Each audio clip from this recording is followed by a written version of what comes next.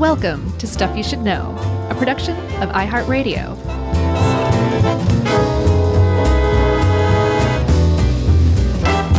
Hey, and welcome to the podcast. I'm Josh, and there's Chuck and Jerry's here, and we're all feeling rather chipper today. And this is Stuff You Should Know. Not emotionally painful right this That's second. not true. Not at all true. I'm just really good at masking mine. Aw. How about you? I'm feeling pretty good today I'm glad, man. in this moment. But this is an interesting topic because, as we'll see when we cover our history section here at the beginning, and thanks to Livia for helping out with this one, right? Wasn't it, Livia? Yeah, she wrote this right around Christmas, too. I felt kind of bad. Yeah. It's like, do one of puppies next. Right. We will soon learn, and it's probably no surprise, that things like emotional pain and mental distress have quite often, and still quite often, take a backseat in the West and in the medical world. And it's sort of, it's incredibly sad that that's the case. Yeah, and just to do a brief sketch, emotional pain is exactly what you've always thought it was. There's nothing, there's no new concept to it that you're just going to be like, oh, that's emotional pain. Anytime you felt like heartache, sadness, embarrassment, something where you felt like your body was responding to a sudden emotion, that's emotional pain, right? Yeah. And it's just a part of life. People have said it's a part of life for a very long time. If you're a Buddhist, it is definitely a part of life. Same with Christians. It's just kind of how people have approached it. But you said something that I didn't realize, that here in the West, I guess I realized this part. Here in the West, if you go to a doctor and you say, I'm having emotional pain, they're like, actually, no, you're not. It's real pain. Your leg is missing right now, and right. I need to sew it up. And you're like, no, but I'm emotionally affected by this. They'd be like, shut up, that doesn't matter. And there's right. a reason for that. And you can trace it all the way back to Descartes. That's right. I studied Descartes in college a bit. And this was a big deal. But in the 17th century, René Descartes proposed the idea of dualism with the mind and body. And you think like, okay, great. That kind of makes sense in a way, especially in the 17th century.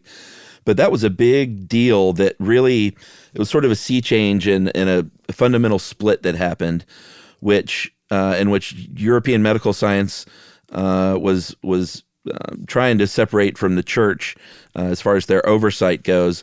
But what the real effect was what I was talking about was, mental illnesses were really a distinct, separate thing from physical maladies. Yeah, and still today in Western medicine, we do not combine those two, which is, there's other cultures like traditional Chinese medicine, Indian Ayurvedic medicine, that they see mental and physical pain as pretty much, at the very least, deeply connected, not two completely separate things, one of which may or may not exist, like we believe in Western medicine. And to be able to trace it back to like this point where the early medical doctors were like, I call body, and the church was like, oh, I call mind, and they just kind of went their separate ways. I just find that fascinating. And it's landed us in this problem where we are in the United States and other Western countries where we really give short shrift to emotional pain, but we're learning more and more that it is just as real and just as sometimes unbearable as physical pain, sometimes worse because there's not a lot of recognized treatments for it yet. When they called mind and body, who was shirts and who was skins? They were both skins. Oh, wow. Yeah, it was a sexy day. People like Sigmund Freud, it's not like no one ever talked about emotional pain in the West or it was studied or anything like that. It was just that separation. Freud, he did write about psychological pain, as did a lot of people that followed Freud, or, not necessarily acolytes of Freud, but people that followed after him. And, kind of wrote about, more in the terms of like mourning someone's death, or maybe a big romantic loss or something, and this emptiness or loneliness or sadness you might feel. But that's still not what we're talking about today, which is this mind-body connection where, and as we'll see, where study after study kind of, and again, it's a very hard thing to kind of prove outright, but strong correlations between physical conditions and emotional distress. Yeah, and I think Freud was still talking about it. He was saying, like, yes, you actually feel pain when you suffer a loss, like a death or a breakup or something like that. But it's become a lot more sophisticated since Freud's time. There's a term called psychache that a guy named Edwin Schneidman coined. I like that term. Psychache? Yeah. It's so 90s. It sort of is. Now that That is a 90s term. Psychic, all one word, right? Sure. And Edwin Schneidman, he did coin it in '93, and he basically said it's just another term for psychological anguish, and that he was a suicidologist, and he believed that psychache was essentially behind every single suicide that was ever attempted or completed, and he kind of chalked it up to a few different things. And you'll kind of see in the 90s and then kind of expanding today, it's kind of expanded and contracted until we finally arrived at a decent definition. But all of it has to do with you are suddenly experiencing a terrible discrepancy between the way you think things should be and the way they suddenly are. Mm-hmm. And you feel like you yourself are at fault somehow. Yeah, and there's, again, as we'll see, it's a very hard thing to study. It's pain, period, is super subjective, as we all know. Physical pain is subjective. Emotional pain, it's probably about equally as subjective now that I think about it. Yeah. But there's not, as Olivia points out, there's not a one-to-one relationship between like an event and what he refers to as psychache. Like somebody may be really good at getting over stuff like that a lot better than someone else. The level of the event may not necessarily always correlate to a level of emotional pain in any given individual. Some people maybe can process somebody's passing or death really, really well because they just get drunk all the time. Actually, that's a joke, but we will talk about that. That's a big component of all this stuff. Definitely. But the point is, like what Freud was talking about is something like an event happens or a loss happens. We've realized over the years that it's not always just that. And there can be a chronic emotional pain that people feel that's tied to certain disorders of obviously depression. Can be a big factor, but all these things aren't mutually exclusive either. No, and the other thing that emerges is what we've always known. All of us experience emotional pain to some degree or another, like you said, at different times, and some people chronically, unfortunately. And they finally, I guess in the last 10 years maybe, have come up with a consensus definition from what I can tell. Let's hear it. They say that emotional pain, which by the way is interchangeable with psychological pain, psychical pain, psychache, it's all the same thing. But emotional pain is a lasting, unsustainable, and unpleasant feeling resulting from negative appraisal of an inability or deficiency of the self. And so that the basic emotion of psychic pain, psychological pain, emotional pain is self-disappointment. You're in an aversive state where you have a high self-awareness of inadequacy. And that is what you can kind of trace all of it back to. Yeah, and we'll talk about physical symptoms. There can be very specific things at times like upset stomach or, things that might be brought on by what you might think of as stress. But if you experience sort of chronic mental anguish and emotional pain, a lot of times it is just an overall body woundedness that you might feel that you can't specifically, and that's sort of one of the issues is you don't walk into a doctor in America and say my whole body feels off because I'm in emotional distress. They're going to say, well, you've called the wrong doctor.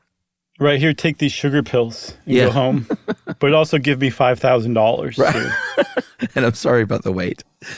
So they're not really sorry about the wait. They may say that, Chuck, but they don't mean it. What's social pain?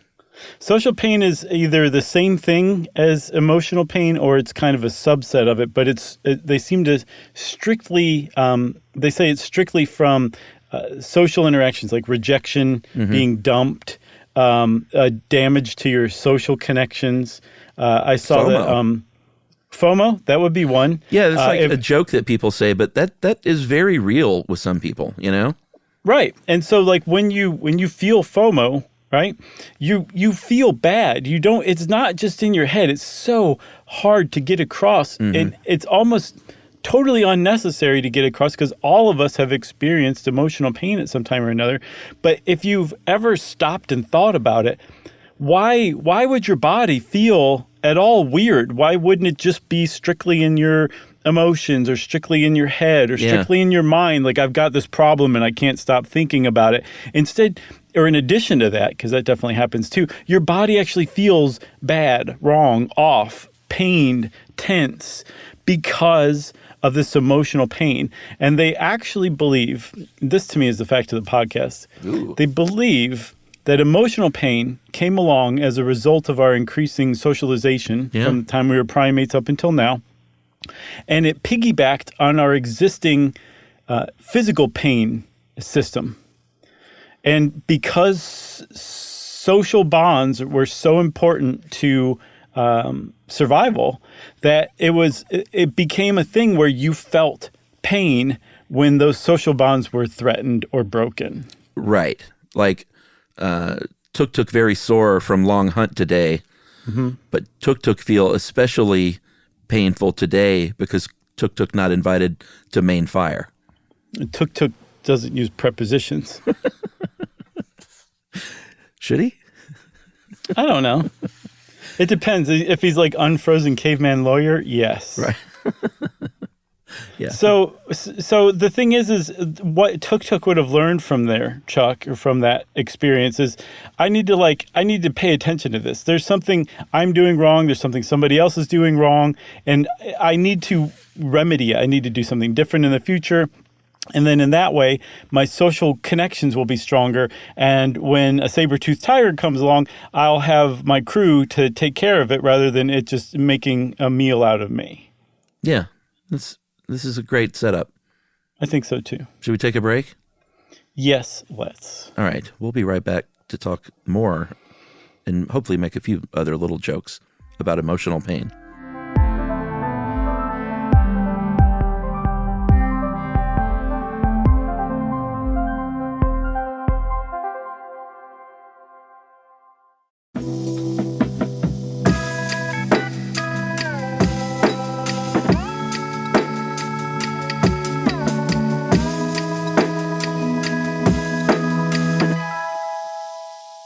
This is a tough one to joke about, you know? It is. But I think more than anything, to me, it's a tough one to talk about. And I don't understand why. Maybe it's because it's not fully understood yet. So I'm having trouble understanding it or explaining it, you know? Yeah. And when I say joke about, of course, I mean joke alongside. None of this is joke worthy. But we're a part comedy show. So we try to work in these angles when we can, right? Yes, the funniest is when we explain that we're making jokes about it and why, but why we really shouldn't or that they don't really count. I think new people come along. Did you see somebody was very upset about your awesome Midwest joke? Which one? From our Edmund Fitzgerald podcast. Somebody wrote in, and I didn't even remember because we recorded a lot to get ahead for Christmas, but I didn't even remember the joke. Somebody was very offended. And I said, well, what happened? I said, I feel like it was probably a joke that I could explain, but just let me know what happened. And they wrote back, and it was a great joke. I said, I was trying to think of the card game Euchre. Oh, no, it was in tarot. Tarot cards. And I said, what was that game? I said that Midwesterners often played, and you went, get me out of here. And then this person, I said it was just a joke, of course, and that you're from the Midwest, so you can say that. And this person, I think, felt a little bad even, which I then felt bad about. And that's no good for anyone. Now the rest of us feel bad because you shared it, and we all feel bad for you and the other person. All right. Can we talk about how mental pain affects the body? Yes, because here's the point. It's not just that mental pain exists. It actually is real pain. And thanks to our friend, the Wonder Machine, the fMRI, That's right. we actually know that the same parts of your brain that are responsible for experiencing different types of physical pain they light up. They become active in the presence of emotional pain. And they did this by basically inflicting emotional pain on poor participant studies and then seeing what their brains did. Yeah, and here's the thing with a lot of these studies, what's important, I think, to know is that it wasn't necessarily in an exact time of crisis. Like, we wanted to gather up people who had been dumped the day before.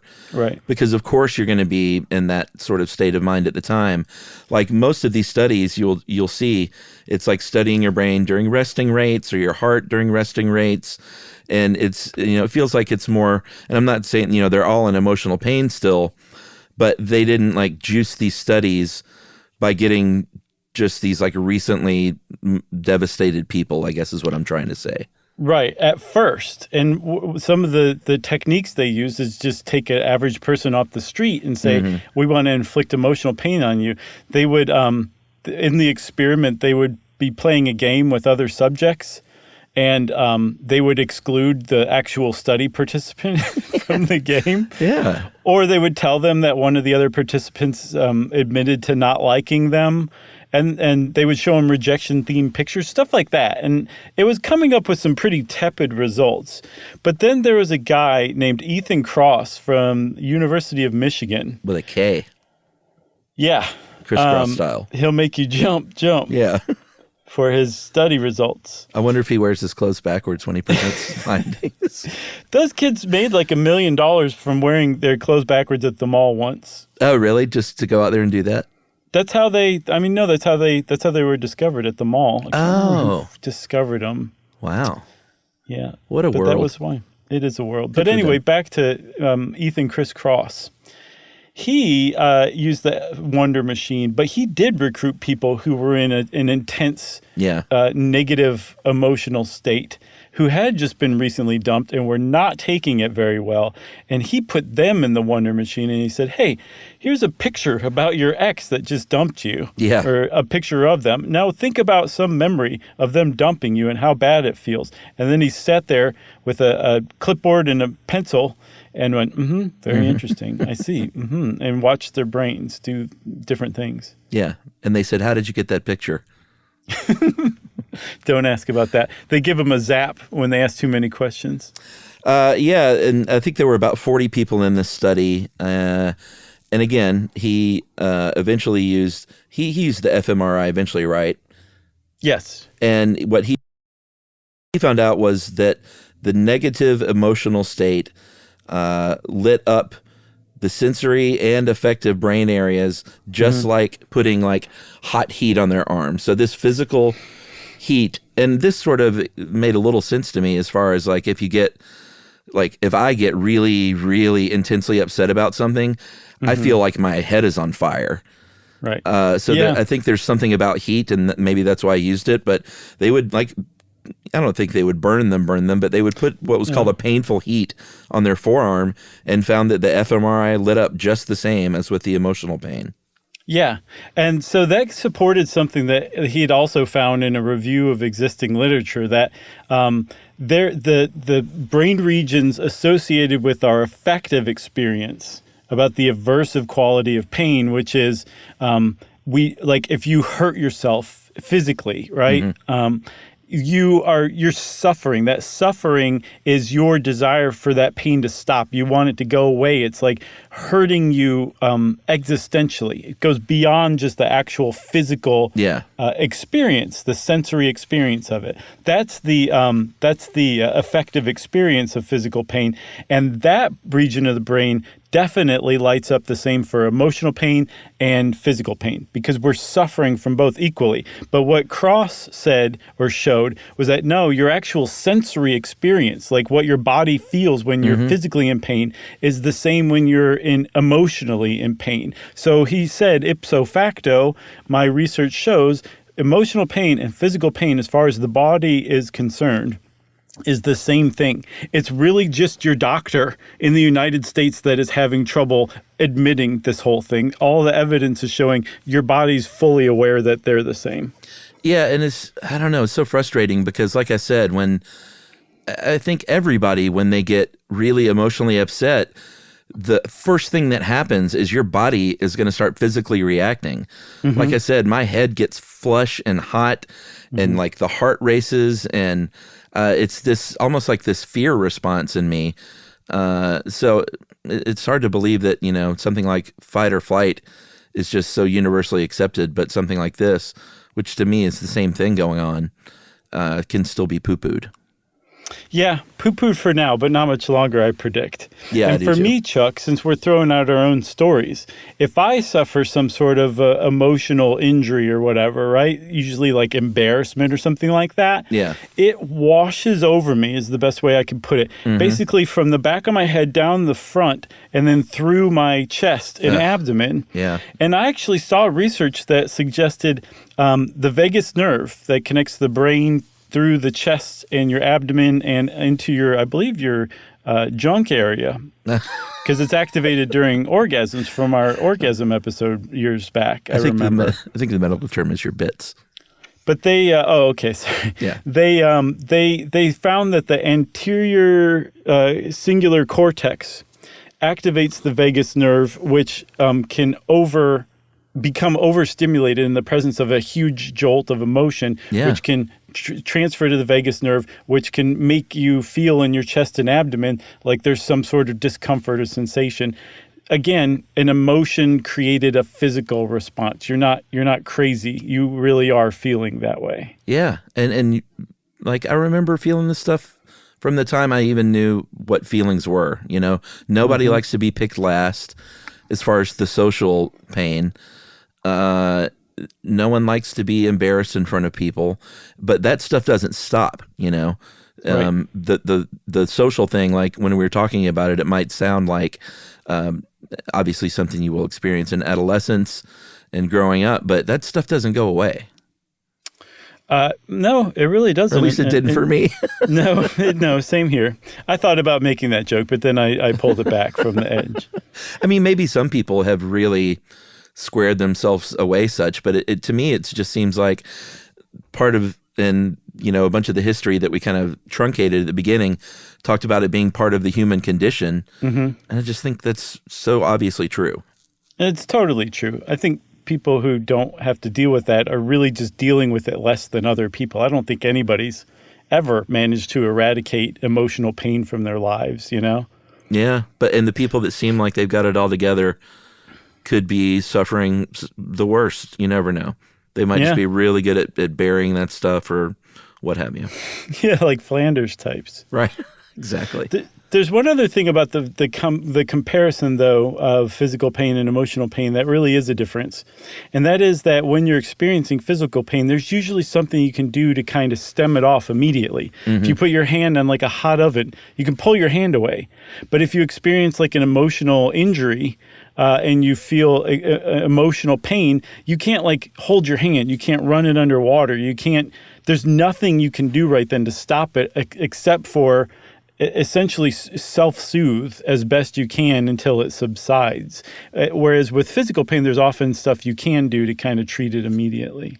Yeah, what I think, and that's an acute thing, I totally agree. But what I think is interesting is that, like, evolutionarily speaking, emotional pain is a signal just like a physical pain is a signal to like tend to yourself in some way. Right. And we get a lot of emails from people that are suffering great deals of emotional pain. Like listeners, you would not believe some of the emails we get of people that are in such distress. And I always try to say the same thing, which is like, and usually it's in reference to the podcast kind of helping calm them down in some way, which is really nice to hear. But I always tell people the same way, which is like, hey, listen, get some help and treat yourself right. Like, drink a lot of water, go for a walk. Like, these are literal physical things that you can do that will, it's not a cure, but it will certainly help alleviate acute symptoms, Right. Self-soothe. Yeah, but it's more than self-soothe to me, because it's like, no, you need to treat it like there's a physical problem. Like, that's why you should drink a lot of water and go outside. And it's soothing, but it's also doing something to your body.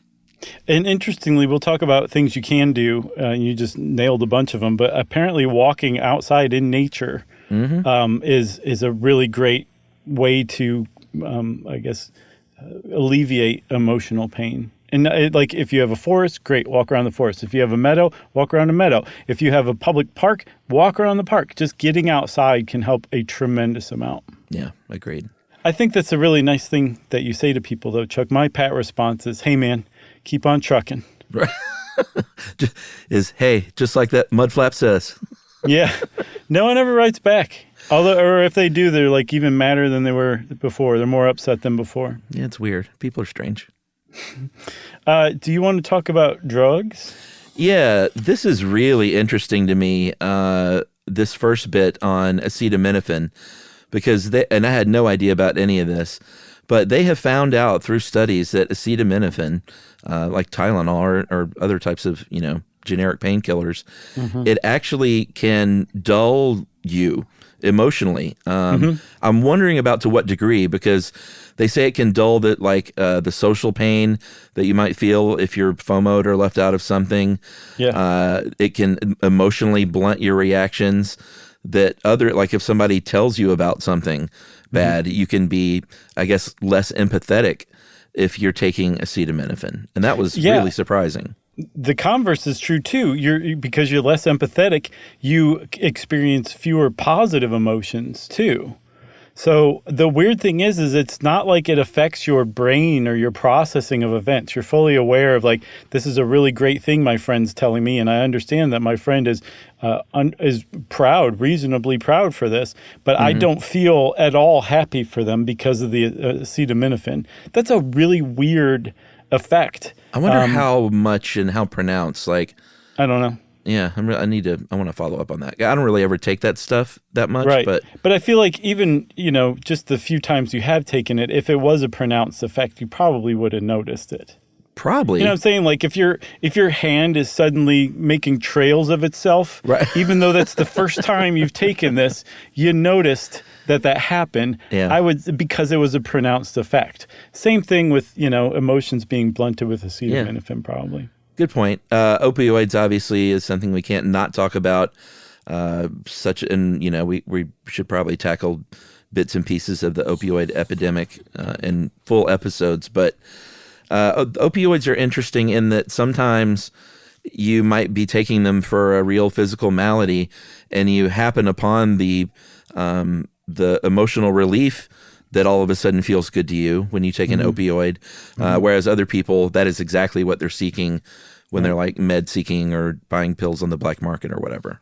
Yeah, which is a huge problem. And it's, obviously not just opioids, but alcohol and food. Sure. Basically anything that can give you some sort of positive feeling can be, used to stave off emotional pain. Yeah. That is not the way to do it, though. But, a lot of people do it that way, and it's tough to blame them, sure, especially if they haven't found a better way yet to deal with it. Yeah. So, I mentioned before that pain, all kinds of pain is very subjective, and especially emotional pain. And obviously, because of that, it's a really hard thing to quantify. We've talked about the physical pain scale that was developed, but there have been various attempts over the years at mental pain scales, and they've never really all agreed like, hey, this is the really, really good one, because there's scores of data behind it. And they talked with a bunch of people who live with mental pain, and they kind of signed off on it. It's weird that they haven't really done that, but they've, the long story short is they've never been able to land on a really great one. Although I think one they do kind of use, right? The Orbach one. Yeah, they use the Orbach and Michelintzer mental pain scale pretty frequently. But the problem is there was a review of 10 major scales that are used around the world that was published in 2022 in the British Medical Journal. And they said none of these seem to be valid. Like they're all, they might as well all be like tea leaves and lizard guts. Like that's as good as they are at really nailing down emotional pain or quantifying it. So they said we shouldn't give up or anything like that. We just need to figure out how to do it better. So essentially the upshot is there's no way at the moment to accurately measure emotional pain and then I guess figure out how to treat it depending on the measurement from there. Yeah. Why else would you want to measure it? Yeah, I guess so. Because I was about to say why. I feel like sometimes a discipline can get so hung up on something like this that it thwarts progress. Yeah. So I hope that's not the case. It's called getting wonky. It's no surprise. We mentioned a little bit earlier about other conditions related to mental pain, I guess comorbidities for lack of a better word, but heartbreak you mentioned is obviously one of the big ones. What I found interesting in this is that some people have likened heartbreak to drug withdrawal, and it makes a lot of sense because when you are in love, and especially if you've ever been sort of that new love, if you've ever been newly in love, but that really flamed out fast and is taken away from you, that's sort of like drug withdrawal because you've got all sorts of dopamine and oxytocin and things firing when you have that fresh new love happening. And if that's taken away, then it's like taking away a feel-good drug. Yeah. Welcome to 6th to 9th grade. Right. 6th to 9th, man. Boy. Through college. Okay, sure. Fair enough. Welcome to 6th grade through the rest of your life. How about that? Kind of. The thing is because you're experiencing this and because you're experiencing stress, like when you undergo rejection or a sense of betrayal or a sense of loss, your body actually does release cortisol. So you actually are experiencing stress and you actually can have physical symptoms from that, like digestive problems, tough to sleep. Your immune system is down. You might get sick. And then we did an episode a long time ago called Can You Die of a Broken Heart? And the answer is yes, you can. There's something called Takotsubo cardiomyopathy, which is a sudden emotional or physical stressor basically weakens the heart. And you basically have a heart attack from it, possibly from being dumped if it's bad enough. I knew that sounded super familiar. I say before we go any further, Chuck, we take our last break. How about that? Let's do it.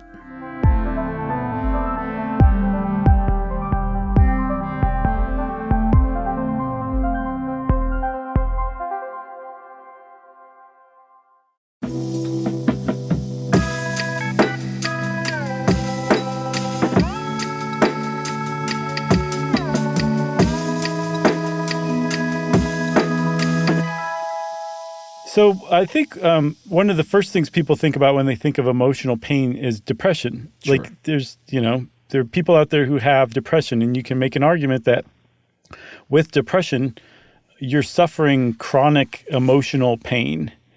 What they found, though, is that people with emotional pain, if people with depression, if you have really high levels of emotional pain, it's not necessarily correlated with the largest burden of depression.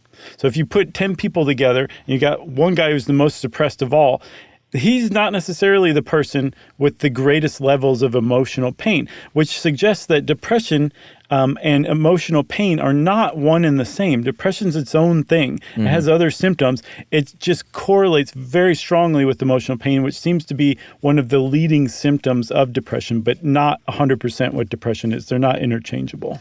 Yeah, and a lot of these that we're talking about here, like they're weaving in and out of each other all the time in some cases, but I think the distinction is still important to make, though. Rather than just lumping it in as all one kind of thing. And eating disorders too. A lot of people are like, "You got an eating disorder? You really like the food, huh?" And most people who treat eating disorders are aware that it has very little to do with food. Food just happens to be something that these people can use to cope, that they can use to feel better about themselves or forget or distract themselves for a little while. But really, what they're doing is dealing with emotional pain that they don't have a better way to deal with, so they turn to food. That's what eating disorders are. Yeah, there was a study in 2021 that, I'm surprised it wasn't higher, honestly, that found that 44% of disordered eating patients experience significant mental pain compared to 6% of the control. So that's quite a jump. Yeah, I mean, that's huge. That's pretty much all you need to say. What else, Chuck? Well, this is sort of the big one. I mean, they're all big, but borderline personality disorder, BPD, this may be sort of at the top of the ladder as far as what might cause the most consistent and the worst kind of mental pain that someone might suffer. Because a lot of times, for many reasons, but a lot of times you suffer from BPD because of childhood abuse or childhood neglect. Sometimes there's some genetics thrown in there, but this is stuff that's very, very deeply rooted in somebody. Yeah, and so it's chronic mental pain, especially those related to narcissistic wounds, where you feel a sense of rejection and it just completely undermines your sense of self-worth and pride.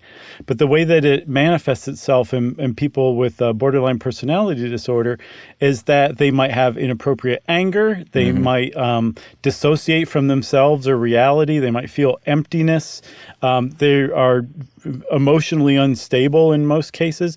And what I saw it ascribed to is that essentially because of that childhood neglect or abuse or trauma of some sort, they become so afraid of being abandoned that they actually alienate people with their behavior. Yeah. That sounds to me like a old medieval curse, essentially. Yeah. Like the more you try to keep people around you, the further away they're going to get, and you're really going to want them to be around you. That sounds about as awful an affliction as you can have, really.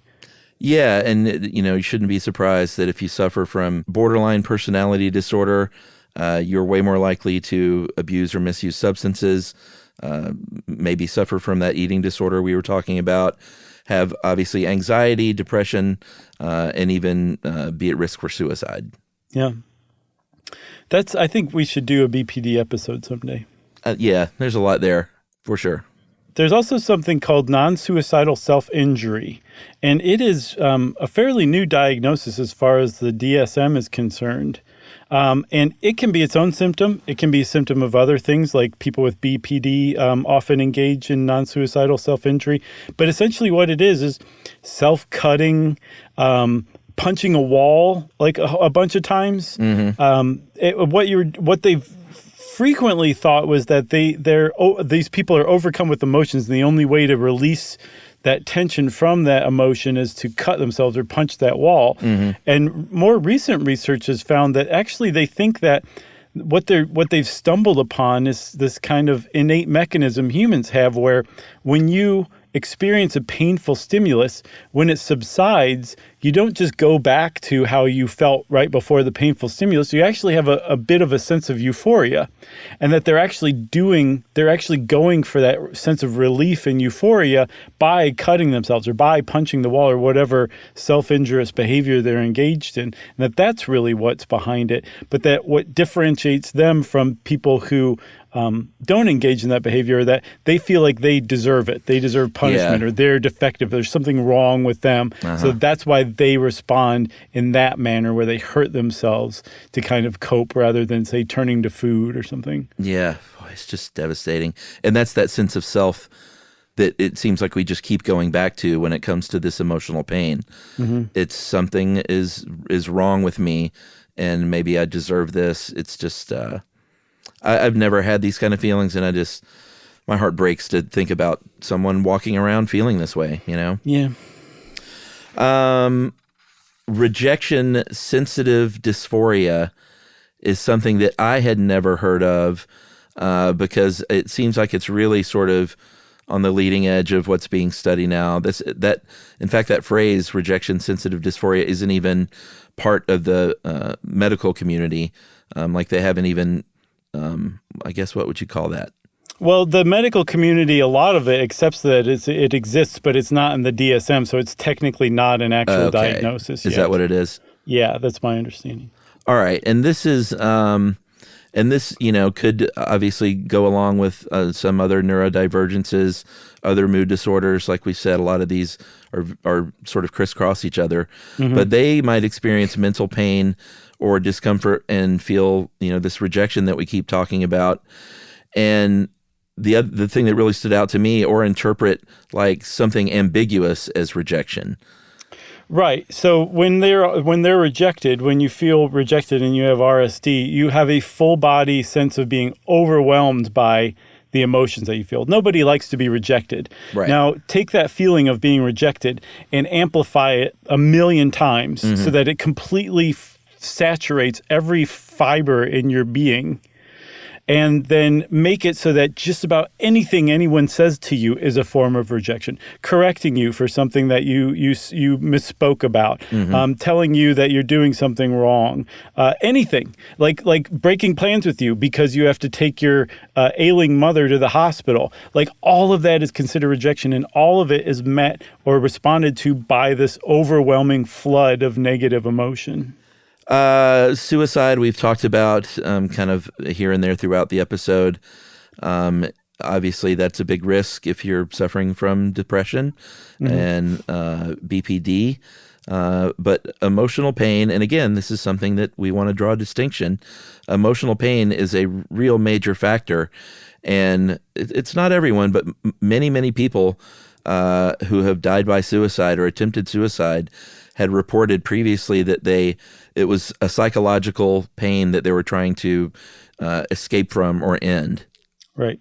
One thing that I hadn't thought about but makes total sense is there's suicidal ideation, and that can be a coping mechanism for people who are at risk of suicide, and that they're basically saying, like, I can keep making it. It's not quite bad enough yet, and I always have that out of taking my own life if things get too bad. And that's suicidal ideation. And some people just use that to get by and get through emotional pain, to just remind themselves that, it's not that bad yet. Right. Yeah. Well, I had not heard of that, I get the basis of it. It's very, very saddening, but I get the strange logic behind it, Yeah, for sure. All right. So we would love to end on a bit more of a positive note, which is, there are treatments for these things. Like we mentioned, it is an evolutionary signal when you're feeling emotional pain to do something about it. It is your body saying, hey, this is not just this is no way to live, but like this is dangerous for you. And you need to take care of yourself and self-soothe and do all those things, but also seek treatments. And there are quite a few treatments that are out there for you, right? Yeah, there's cognitive behavioral therapy, which basically says we don't know why you're feeling the way you're feeling. Who knows? We might never uncover it. The point of what we're trying to do is to teach you how to live a better life with being saddled with these negative emotions. Learn to deal with them better. Learn to think of them as less powerful than they are. And CBT's been around for a while, and it is probably the most successful psychological therapy there is.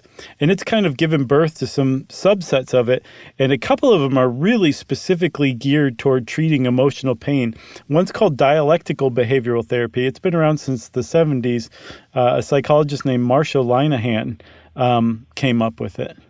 Yeah, this one's interesting. And they say that this is one of the best treatments if you suffer from borderline personality disorder to undergo. And everyone experiences emotional pain, but if you experience these things really, really, really intensely, then this DBT might be for you. It's called dialectical because it's about sort of accepting your behaviors, accepting your situation that you're in, but trying to change them. So the acceptance part is a big piece to DBT, as well as ACT, acceptance and commitment therapy, right? Yeah, dialectical means like things that are concepts that are in logical opposition to one another. And this one makes a lot of sense. I thought it was pretty cool. Yeah. They also, one of the big things about DBT is there's group therapy, and you practice your skills in it. So you're like, watch this emotional regulation, everybody. Right. I'm not quite sure what the groups are like, but I saw that it was more akin to a classroom setting than a group therapy setting. Yeah. There's also acceptance and commitment therapy. It has a lot of the same ideas behind it. Basically that you need to accept that you feel emotional pain and kind of move on without or move on with it. Make the best of your life using mindfulness techniques typically. And both of those things, they center on the idea of you have emotional pain. There's not a lot you're never going to free yourself from emotional pain. So let's teach you, the person, how to deal with emotional pain better. And that makes a lot of sense, and it actually is effective for a lot of people. But there's also another school of thought that says, like, those things are wrong because they're coming from a premise that you have emotional pain, you just have to accept it and deal with it. There's a guy named Mark Rigo. He's a psychiatrist at Yale, and he's on the other side and says we need to figure out how to treat emotional pain. You're not going to get any great signals or any great understanding from your emotional pain. We need to get rid of it however we can. And that's kind of controversial because people are like, well, you're pathologizing maybe emotional pain that everybody has. And he's saying, not necessarily. Some people have way more acute or way more chronic emotional pain that's actually debilitating. And rather than them, going to group and practicing their skills, let's figure out some medications to help them get back on their feet. And then they can go to like CBT or DBT or ACT and work it out.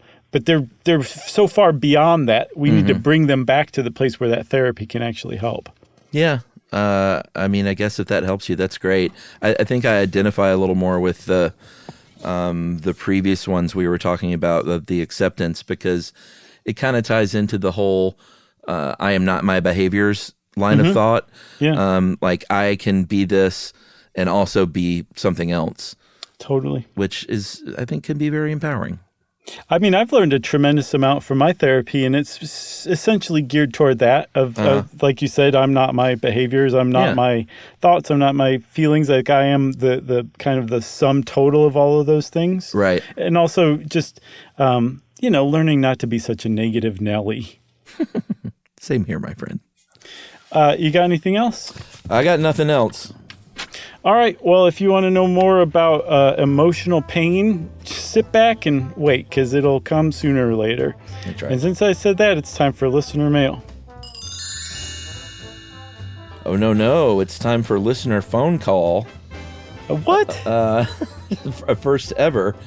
Our old pal, John Hodgman, friend of the show, and friend of ours in real life, called me. He still listens to our show some. Oh, really? Yeah, which made me feel really shocking. good. Yeah, that's great. I doubt if he listens to them all. He probably surfs through and skips around and listens to what might appeal to him. But he listened to the episode on the word and phrase origins, which, John, of course, is a talented orator and wordsmith. So it's not surprising that one jumped out at him. But he called because he wanted to talk about the PU. Remember when something stinks? Yeah. And he said, I think that might have come about, and it made sense to me when, because that's sort of the sound you make when you spit something out that might be bad for you. So like evolutionarily, if you put something in your mouth that's like super bitter, which evolutionarily speaking means it could be poisonous, you go, pew, like spit something out. Right. And he thinks PU may have evolved from that. I saw at other places that it's kind of a nuanced version of that, where like when you get smacked in the face by a disgusting smell, like the exclamation you make involuntarily is like pew. Yeah. That kind of thing. It makes sense. And just something I think you'll enjoy. I've been holding out on this to tell you. He said, and by the way, he said, did I ever tell you, Chuck, that for the first couple of years I listened to this show before I knew you guys, I thought you had a ponytail. Oh, that just tickled me. I would pay good money to see you with a ponytail. Yeah, I thought that was good stuff. This Halloween's coming up, Chuck. You never know. 10 more months. So thanks to Haji. Good guy, good friend. Yeah, great guy. Thanks a lot, Haji, for the first ever listener phone call. And if you want to be like Hodgman, see if you can find Chuck's phone number and give him a call. In the meantime, you can also send us an email to stuffpodcast@iheartradio.com. Stuff You Should Know is a production of iHeartRadio. For more podcasts from iHeartRadio, visit the iHeartRadio app, Apple Podcasts, or wherever you listen to your favorite shows.